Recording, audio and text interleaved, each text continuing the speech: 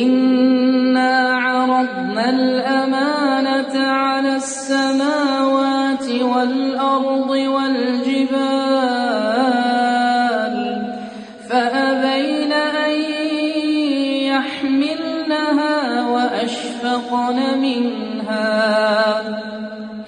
وأشفقن منها وحملها الإنسان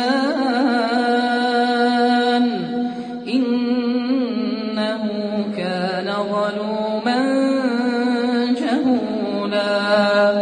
ليعذب الله المنافقين والمنافقات والمشركين والمشركات ويتوب الله على المؤمنين والمؤمنات وكان الله غفورا